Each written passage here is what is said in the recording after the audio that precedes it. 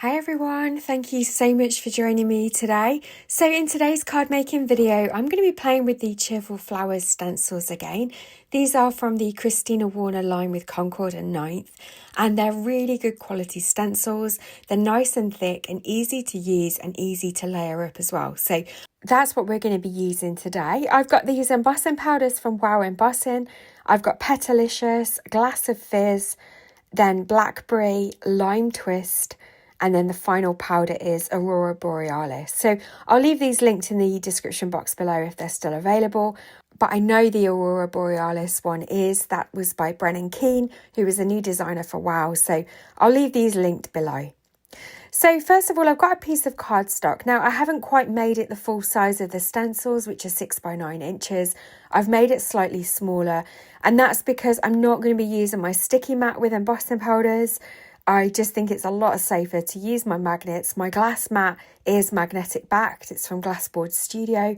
And so I can use my magnets to hold the cardstock and the stencil in place. And that's just going to make it really easy to use the embossing ink without getting a sticky mat covered in embossing ink and embossing powder. So I'm using a blending brush with the Wow Embossing Ink Pad. This is just the easiest way to apply the embossing ink through a stencil. I just find that using a blending brush means that you can get into all the little details on the stencil and you get a nice even coverage. So you may just about see it there on the camera, but you can see I've got really good coverage through that stencil. And the best thing about using stencils is that if you've missed anywhere, you can always go ahead, put the stencil back down and add some more ink through it. So I'm just adding the Petalicious powder here all over the flowers, and then I'm going to heat set those. So that is one thing to bear in mind when you're going to use stencils and different colours of embossing powder. You'll need to do each layer separately, heat set the embossing powder and then add the next colour. So I'm heat setting from underneath because this powder is a glitter powder. I really want a nice smooth heat embossed image, and heat setting from underneath means that I don't blow any of that glitter or powder off. So that's a really great tip. If you struggle with your embossing powders, try heat setting from underneath. Now, because I use the edge of my cardstock to line up the first stencil, I know now that if I line those stencils up with the edge of the cardstock, they'll all line up beautifully. So that's what I'm using as my guide. And then I'm adding the Glass of Fizz embossing powder, which again is a glitter embossing powder. If you do find any of the powders sticking anywhere you don't want it, you can use a paintbrush just to flick off any of that powder, but you can use an anti-static powder bag as well, which I haven't needed to use as of yet, but I will use it now for the next layer, just because these stencils may introduce any static or grease onto my cardstock. So for the leaves, I'm going to use the Lime Twist embossing powder. And again, I'm just moving my magnets around so that I can make sure that I get all of the detail on the stencil. And then we'll add that embossing powder. And I'm just using the same piece of scrap paper just to capture the powder, popping the excess back in the pot, and then again, heat setting from underneath. When you heat set from underneath, it's easy to see when the powder's started to melt, and then you know to move your heat tool along. You don't want to keep the heat tool on the same area for too long because you will risk burning your cardstock, and then that'll leave a yellow hue, which you don't want. You also can burn the powder as well, which for a glitter powder, you'll see the powder goes quite dull. It loses its shine and sparkle. So you do want to make sure that you keep your heat tool moving so that you don't get any of those issues.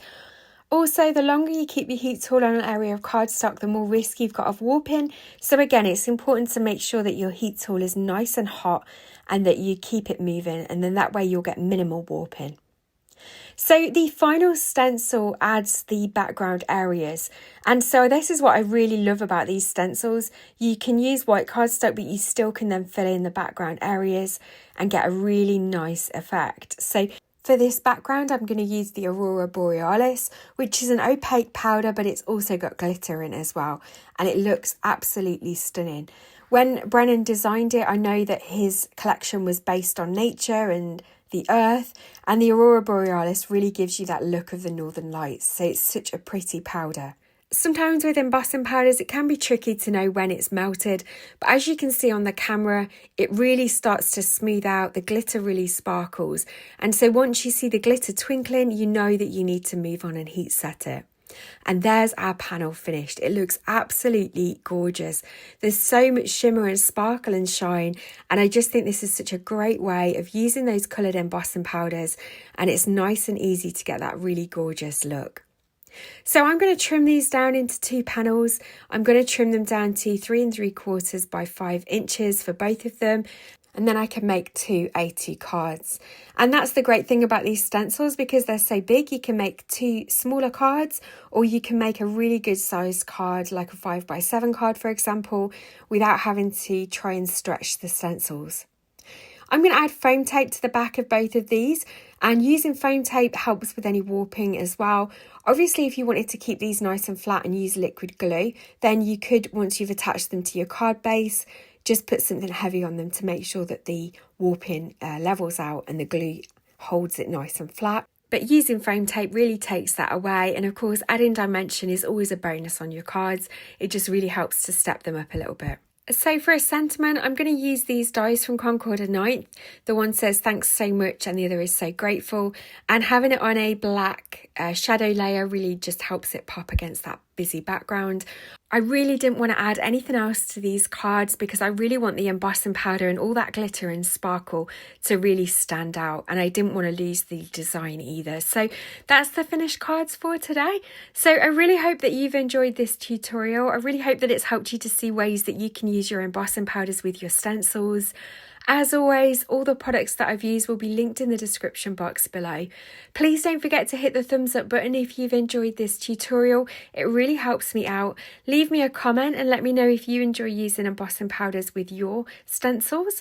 Don't forget to hype the video as well if you've enjoyed it. Again, it really helps small content creators out like myself. And I'll look forward to seeing you in the next video. So don't forget to subscribe, hit that notification bell, and I'll see you there. Take care.